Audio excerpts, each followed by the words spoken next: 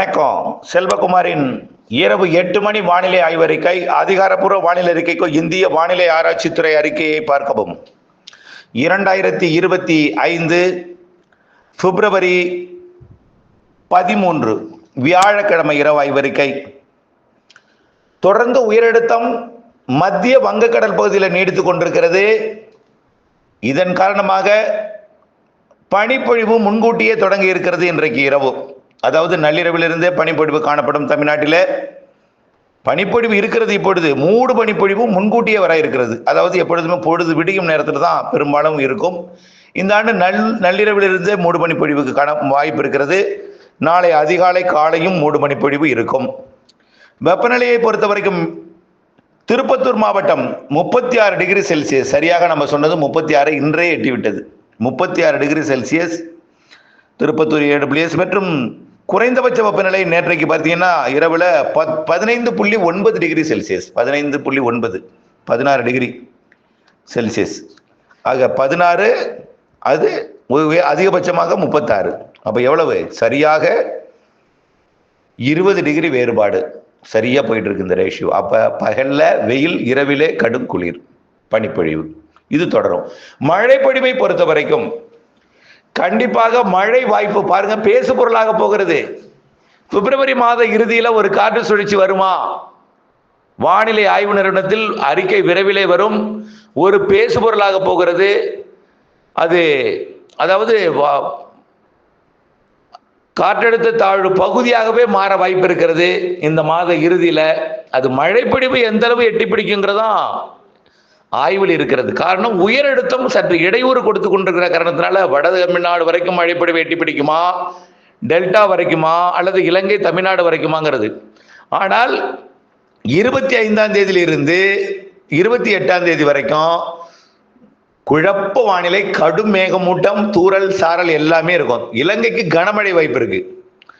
தென் தமிழ்நாட்டிற்கு லேசான மிதமான மழைப்பொழிவு தெரிகிறது. இப்பொழுது வரைக்கும் 50லிருந்து நேற்றைக்கு காலையில் 60 ஆக்கியிருந்தோம், 65% உயர்ந்திருக்கிறது அந்த மழைக்கான வாய்ப்பு. ஆக படிப்படியாக வாய்ப்பு உயர்ந்து கொண்டிருக்கிறது, சாதக அமைப்பு ஏற்படுத்தி கொண்டிருக்கிறது. 25ஆம் தேதி பிப்ரவரி 25, 26, 27, 28ஆம் தேதி ஆக இந்த 4 நாட்களும் தமிழ்நாட்டுக்கு மழை வாய்ப்பு. காற்று சுழற்சி ஏறி மீண்டும் நிலநடுக்கோட்டு பகுதிக்கு திரும்பி சென்று புதிய காற்று சுழற்சியோடு இணைந்து தான் வரப்போகிறது மீண்டும் பிப்ரவரி முதல் வாரத்தில். ஆகவே நிகழ்வு விலகி போய்விடாது. வங்கக்கடலிலே அந்தமான், தெற்கு அந்தமான், சுமத்ரா தீவு இடைப்பட்ட பகுதியில் இருந்து இலங்கை வரைக்கும் நிகழ்வுகள் அங்குமிங்கும் திரிந்து கொண்டு தீவிரமடைந்து மார்ச் மாதத்துல தீவிர மழைப்பொழிவை கொடுக்கும் வகையிலேயே வாய்ப்பு தெரியுது. மார்ச் முதல் வாரத்திலேயே கொஞ்சம் நல்ல மழைப்பொழிவே தெரியுது. தீவிர மழைன்னா பாதிக்கும் மழை கிடையாது. ஆக அறுவடை விவசாயிகள் இந்த மாத இறுதியில மழை இருக்கிறது என்பதை நினைவில் கொண்டு திட்டமிட்ட பணி செய்ய வேண்டும். 25ஆம் தேதியிலிருந்து 28ஆம் தேதி வரை இதுல எந்த மாவட்டத்திற்கு எவ்வளவு மழை என்பதுதான் ஆய்வில் இருக்கிறது. ஆனால் குறைந்தபட்சம் தூறல் இருக்கும். வடகடலோரம், வட உள் மாவட்டங்கள் ஆங்காங்கே. டெல்டாவிற்கு லேசான மழை வாய்ப்பு குறைந்தபட்சம் தெரிகிறது. தென் மாவட்டங்களுக்கு மிதமான மழை வாய்ப்பு குறைந்தபட்சம் தெரிகிறது. இலங்கைக்கு கனமழையே தெரிகிறது 25லிருந்து 28ஆம் தேதி வரை. அந்த நிகழ்வு உடனடியாக அது குமரி கடலுக்கு போகிற மாதிரி எனக்கு தெரியல. திரும்ப அடுத்த நிகழ்வோடு இணைவதற்காக விலகி சென்று மீண்டும் தீவிரமடைந்து வரும் மார்ச் முதல் வாரத்தில். இப்படிதான் தெரியுது. ஆகவே நிகழ்வு மார்ச்லையும் மழை பொழிவை கொடுப்பதற்கு சாதகம். மார்ச் மழை உறுதி. மார்ச் மழை 10 நாட்களுக்கு ஒரு முறை நிகழ்வு சொல்லியிருக்கிறோம். அது மாற்றம் இல்லை. நிகழ்வுல வேணா தீவிரத்தில் கொஞ்சம் மாற்றம் இருக்கலாம், ஏற்ற இறக்கத்துடன் இருக்கலாம், லேசான மழை, தூறல் மழை, நனைக்க மழை என்று. ஆனால் மார்ச் 21க்கு பிறகு வரக்கூடிய நிகழ்வு சற்று வலுவானது கண்டிப்பாக. அப்போதான் வளிமண்டலம் முழுமையாக சாதகமடையும். நிலநடுக்கோட்டுக்கு சூரியன் குத்துக்கதிர் வரும். ஆகவே முழுமையான சாதகமடையும்.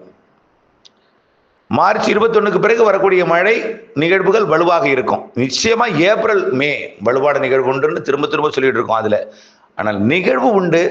ஒட்டுமொத்த சராசரி பார்க்கும் பொழுது கோடை மழை சராசரிக்கு அதிகம், கோடை வெப்பம் சராசரி வெப்பம், புழுக்கம் நிறைந்த வானிலை பெரும்பாலும் இருக்கும். அனல் காற்று இருந்தாலும் அனல் 2-3 நாள் இருக்கும், அவ்வளவுதான். மாதத்திற்கு ஒரு வாரத்துக்குள்ள 2-3 நாள் இருக்கும். ஆனால் பெரும்பாலான நாட்கள் சராசரி வெயிலாடு நாட்களை தான் இருக்கும். ஒட்டுமொத்தத்தை பார்க்கும்போது சராசரி வெயில் தான் இருக்கும் என்பதையும் தெரியப்படுத்த விரும்புகிறேன். ஆக மீண்டும் ஒரு முறை அறுவடை விவசாயிகள் திட்டமிட்டுக் கொள்ள வேண்டும். வரக்கூடிய 24ஆம் தேதி வரை நீங்கள் அறுவடையை நீங்கள் அச்சமின்றி செய்யலாம். மேகமூட்டம் வந்தாலும் கண்டிப்பாக நாளை அதிகாலை 3 மணி 7:30 மணியிலிருந்து படிப்படியாக குறைந்தாலும் 9 மணிக்கு மேலே தான், 8:30 மணி ஆகிடுங்க. அது 7:30 மணியில் 8:30 மணி வரைக்கும் பனிப்பொழிவு நீடிக்கும். 8:30 மணிக்கு மேலே தான் கொஞ்சம் தீவிரம் குறையும். 9 மணி தான் கொஞ்சம் விலகும். அந்த அளவிற்கு நாளை அதிகாலை 3 மணி இருக்கும். நாளை 3 மணி பெரும்பாலான மாவட்டங்களுக்கு இருக்கும். இன்றைய விட கூடுதல் 3 மணி இருக்கும். இரவு நேர வெப்பநிலை 16 என்பது நாளை இதே 16ஆகவே இருக்கும். அதிகபட்ச வெப்பநிலை நாளை 36ஆகவே இருக்கும் என்று எதிர்பார்க்கப்படுகிறது. 36. பெரும்பாலும் வேலூர், திருப்பத்தூர் மாவட்டத்திலையும், திருவண்ணாமலை மாவட்டம், கள்ளக்குறிச்சி, விழுப்புரம், காஞ்சிபுரம் மாவட்டத்தோட இந்த மேற்கு பகுதி இங்கெல்லாம் அந்த உயர்ந்த வெப்பநிலை பதிவாகும். திருவள்ளூர் மாவட்டம், திருத்தணி, அதே போல் சேலம், ஈரோடு, நாமக்கல், அதே போல் கரூர், திருச்சி மாவட்டத்தோட வடக்கு அங்கங்கே கொஞ்சம் ஒரு சில பகுதிகளில் இந்த மழை இருக்கும். அங்கங்கே இந்த வெப்பநிலை பதிவாகும். அதிகபட்ச வெப்பநிலை. குறைந்தபட்ச வெப்பநிலை நள்ளிரவில் அது ஈரோடு மாவட்டம் மற்றும் திருப்பத்தூர் மாவட்டம், அது ஈரோடு மாவட்டம் மற்றும் கரூர் மாவட்டம், சேலம் மாவட்டம், இந்த மாவட்ட பகுதிகளில் குறைந்தபட்ச வெப்பநிலை பதிவாக வாய்ப்பு இருக்கு. மீண்டும் ஒரு முறை மழை 25ஆம் தேதியிலிருந்து 28ஆம் தேதி வரை இருக்கிறது. அது ஒதுக்கி ஆங்காங்கே இருக்கும்.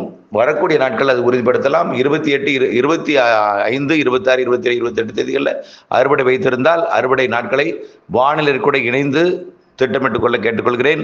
மார்ச் முதல் வாரத்திலையும் 2 நாளைக்கு மழை இருக்கு. 2வது வாரத்தில், அதாவது 10ஆம் தேதிக்குள்ள ஒன்றுங்க, 20ஆம் தேதி வாக்கில், 20ஆம் தேதிக்கு முன் ஒன்று, அது 14, 4ஆம் தேதி 5ஆம் தேதி வாக்கில் இருக்கும். அடுத்தது 15, 16 தேதிகளில் இருக்கும். அடுத்தது 24, 25, 26 தேதிகளில் இருக்கும். மார்ச்சில் மழை வாய்ப்பு இருக்கு. கண்டிப்பாக இந்த ஆண்டு கொஞ்சம் வித்தியாசமான கோடையாக இருக்கும். நிகழ்வுகள் கோடையாக இருக்கும். மழை கோடையாக இருக்கும். கண்டிப்பாக அது பாருங்க. ஏன்னா தென்னரை கோலத்தில் இருக்கக்கூடிய வானிலை அமைப்பு அப்படியே செட்டிங் அப்படியே நிலநடுக்கோட்டு பகுதிக்கும் வட அரைக்கோளத்துக்கும் வரும். அதனால நிகழ்வுகளுக்கு சாதகமான உலகத்தில் பகுதிகள் பார்த்தீங்கன்னா அது வங்கக்கடல், அரபிக்கடல், நிலநடுக்கோட்டு, இந்திய பெருங்கடல், தென்சீனக்கடல், இதெல்லாம் தான். ஆகவே இந்த ஆண்டில் கோடை மழைக்கு சாதகம் நிகழ்வுகள் இந்த ஆண்டு வடக்கே போவதற்கு வாய்ப்பில்லை. ஜூன் மாதம் தான் வடக்கே நிகழ்வுகள் உருவாகும். கோடை நிகழ்வு இந்த ஆண்டு தமிழ்நாட்டு, ஆந்திர பிரதேசத்தோட தெற்கு பகுதிக்காக இருக்கும் என்று எதிர்பார்க்கப்படுகிறது.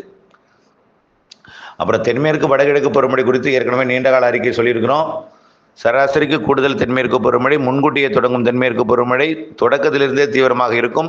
நாடு முழுவதுமே விவசாயத்துக்கு ஏற்ற மழை 25% இடங்களில் பாதிக்கும் மழையாக இருக்கும். நாட்டில் தமிழ்நாட்டிலையும் கோடை தென்மேற்கு பருவமழை வெப்பசலன இடிமழை பொழிவாக, காற்று சுழற்சி மழை பொழிவாக இருக்கும்.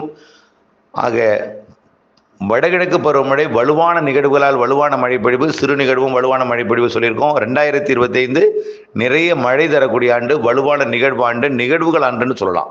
ஆகவே தொடர்ந்து இந்த வானிலை அறிக்கையோட இணைந்திருங்கள். அப்டேட்ஸ் அறிந்து விவசாயம் செய்திருங்கள். இடைவெளி அறிந்து அறுவடை செய்திருங்கள். தொடர்ந்து இணைந்திருந்து லாபமடைய அன்போடு கேட்டுக்கொள்கிறேன். நன்றி.